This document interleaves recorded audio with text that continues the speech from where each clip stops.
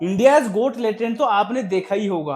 अगर मैं आपसे पूछूं कि आखिर समय रैना इतना ज्यादा वायरल क्यों है, तो शायद आपका जवाब होगा क्योंकि वो फनी है, डार्क कॉमेडी करता है, ये लोगों को रोस्ट कर देता है।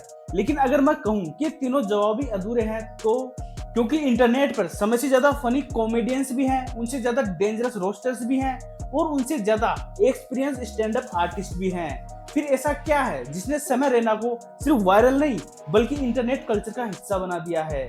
ध्यान से नोटिस करो तो समय रैना जोक नहीं सुनाता, जोक बनते हुए दिखाता है। कोई भी कंटेस्टेंट कुछ भी बोलता है, समय उसी बात को कॉमेडी बना देता है।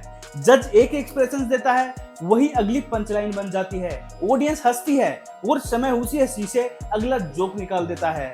ऐसा लगता है जैसे वो स्टेज पर परफॉर्म नहीं कर रहा बल्कि वो पूरे रूम का लाइव एनालिसिस कर रहा हो। यही वजह है कि इंडियाज गोट लेटेंट का कोई भी एपिसोड पहले से प्रिडिक्ट नहीं किया जा सकता। कंटेस्टेंट्स बदलते हैं, जज बदलते हैं, सिचुएशंस बदलती है, लेकिन समय हर बार फनी रहता है। आखिर सवाल है कैसे?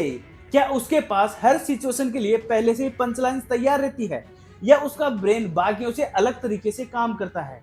मैंने समय के स्टैंड अप परफॉर्मेंस, इंडियाज गोट लेटेंट के इंटरव्यूज और उसके कॉमेडी पैटर्न्स को घंटों ऑब्जर्व किया है और जितना डीप गया हूं उतने में समझ आया है कि समय की सबसे बड़ी ताकत उसके जोक्स नहीं, उसकी थिंकिंग प्रोसेस है। और हैरानी की बात यह है कि उस थिंकिंग की शुरुआत किसी कॉमेडी क्लब से नहीं बल्कि चेस के बोर्ड से हुई थी। लेकिन चेस से आखिर कोई एक कॉमेडियन कैसे बन सकता है? यहीं से शुरू होती है समय रैना के वायरल फॉर्मूला की असली कहानी। समय रैना की कहानी कॉमेडी से नहीं बल्कि चेस से शुरू हुई है और यहीं से सबसे बड़ा सवाल पैदा होता है, आखिर चेस का कॉमेडी से क्या कनेक्शन है? पहली नजर में तो दोनों का रिश्ता कुछ भी नहीं दिखाई देता। एक तरफ साइलेंस, स्ट्रेटेजी और पेशेंस दिखता है और वहीं दूसरी तरफ स्टेज, ऑडियंस, लाफ्टर। लेकिन अगर डीप में जाओ तो दोनों एक ही स्किल पर टिके हैं और वो है प्रिडिक्शन। चेज में जीत सिर्फ अच्छी चाल चलने से नहीं मिलती बल्कि सामने वाला अगला मूव क्या खेलेगा ये पहले से समझने में मिलती है।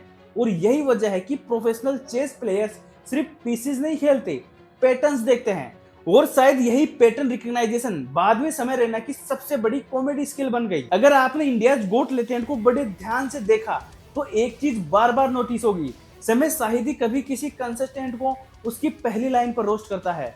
वो पहले उसे बोलने देता है, ऑडियंस को उसके बारे में ओपिनियन बनाने देता है, जज का रिएक्शंस देखता है और तभी अटैक करता है। क्यों? क्योंकि उस समय वो जोक नहीं बना रहा होता, वो डेटा कलेक्ट कर रहा होता है। जो भी कंसिस्टेंट होता है वो कैसे बोल रहा है, वो ओवर कॉन्फिडेंट है या नर्वस है, अपनी तारीफ ज्यादा कर रहा है या खुद पर हंस सकता है, ऑडियंस उसके साथ है या नहीं, ये सारी इंफॉर्मेशन कुछ ही सेकंड्स में उसके ब्रेन में प्रोसेस हो जाती है। बाहर से देखने पर ये बिल्कुल इंस्टेंट कॉमेडी लगती है, लेकिन रियलिटी है कि इंस्टेंट एनालिसिस होता है। यही समय बाकी कॉमेडियंस से अलग हो जाता है। ज्यादातर कॉमेडियंस पहले जोक लेकर स्टेज पर आते हैं, लेकिन समय पहले स्टेज को पढ़ता है फिर जोक बनाता है, इसलिए उसकी कॉमेडी स्क्रिप्ट से कम और सिचुएशन से ज्यादा पैदा होती है।